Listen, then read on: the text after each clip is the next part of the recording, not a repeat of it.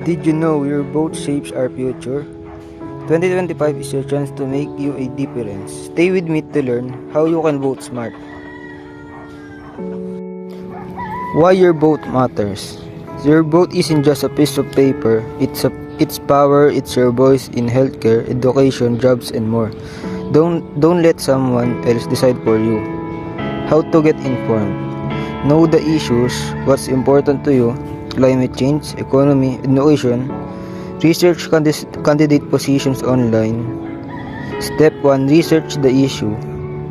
Step 2. Meet your candidates, attending town halls, watch debates, or read their platform. Step 3. Understand ballot measurement. These are laws and policies you can directly vote on. Share this video and spread the word together. We vote smart and we vote for a brighter future. See you at the polls. Hashtag Vote Smart 2025. Hashtag Future is Voting.